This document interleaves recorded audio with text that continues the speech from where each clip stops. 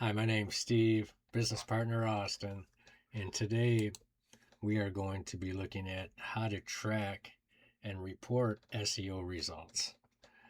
And why is that important? Well, if the business owner is not convinced anything's happening positively, um, you won't be retained for very long. So that's something you don't want to have happen where they hire you for a month and then let go of you. And why does that happen? Mostly because you haven't communicated well enough. First off, you haven't set the expectations well enough, and you haven't been telling them what you've been up to, what you've been doing.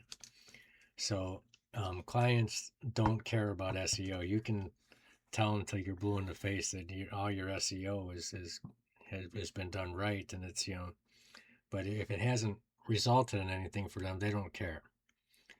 So what should you show them? What do you need to show them?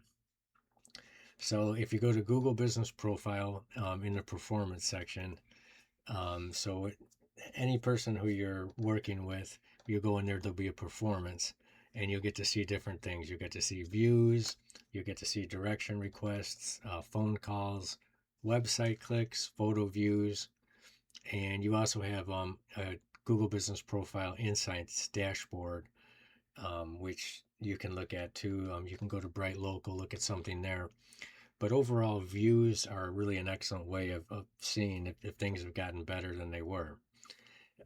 Focus on the stuff that has worked out this month, to your advantage. And I'll just give you an example. We have had a month where our views were way up, our website clicks were way up, but the phone calls were down just a little bit.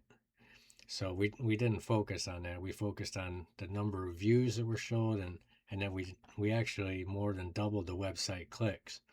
So that's what we focused on. When you let the business owner know that you've done that, they're happy with that. Then you can reference the Google Business Profile, and they're good with that. I'm going to turn it over to Austin for a little bit, and maybe I'll jump in at the end too. All right, so another thing you can track is what they're showing up for the keywords. So like eye doctor in Johnson City, track where they're at here. Like eye care associates. I think that's fifth, maybe it's sixth. Yeah, fifth.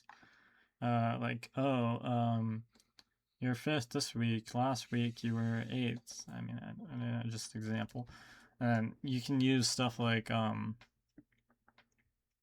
Google Search Console and stuff like that. Um, you can share website traffic, like total visits, organic traffic, where the visitor is coming from, what pages are getting traffic, conversions, like form submissions, phone calls, track their website, appointment bookings. That's actually really what the clients care about because that means money. Um, some tools you can use, Google Search Console, Google Analytics 4, um, GBP Insights, Bright Local you have to pay for, but it's a good one. Um, and Agency Analytics is another one you have to pay for, but it's good for like client facing dashboards. Um, and how to structure your report. You don't really want to write a whole essay because like who's gonna read that? We don't know how to read anymore. Just show a little like report that like GBP calls, clicks, views versus last month, any ranking movement on key terms, what did we do, like post publish, content created, changes made to GPP or the website, what's next, what you're gonna do next month, any opportunities, and just maybe like one page. That's good enough. And for delivery, I mean, you can send like a Loom video or just an unlisted YouTube video. You probably want to do like monthly. If you do it more than that, it's kind of unnecessary. But I mean, some people do quarterly, but monthly is good because you're just keeping them in the loop. Use normal language. Don't use jargon or buzzwords or weird acronyms. start explaining, and then try to tie the numbers back to business outcomes. Like, oh, this much GBP traffic means like 1,200 per month more, or something like that. You can break down the numbers, and it also depends like what their business is. An eye doctor could get like 10,000 a month if you have a few extra. You want to take it over? All right, so I just want to repeat what Austin said again to get that point home. Is that 10 pages of a report like this is much worse than 1 page.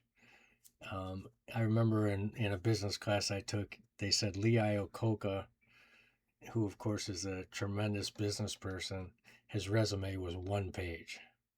So they said, any of you out there who think your resume needs to be more than that needs to shorten it. You got to get it on 1 page. Same with these.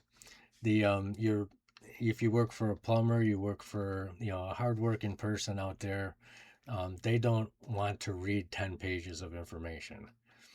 They want the 1 page, focus on what's worked well, and get that out. And that's it. So if you don't let them know you're doing what you're doing for them, they are going to assume it's not working. That's how business people are. They're going to assume that whatever you've been doing doesn't work. And you don't want it to end like that. You don't want to lose that customer because you didn't. First off, we've talked about setting expectations. So let them know that 1 month isn't enough to get these things done. It's actually months 3 to 6 where you'll make the most damage. But you can start to get some headway, in that 1 month to 6 weeks range. You'll start to do a little bit, but it's months 3 to 6 where you make the biggest moves. And if they're not around to see that, you're not only not going to get paid anymore, but they're not going to get the results they wanted. So set the expectations right and let them know on these reports what you've done. Do you have anything else, Austin? No. All right, that's all I got. Get out there and start to reach out to people. Get these jobs coming in for yourself, because this is an excellent business. You'll like it once you get started. If you're getting some value out of this, please subscribe. Give us a comment. Give us a like. We'd love that. We'll talk to you tomorrow.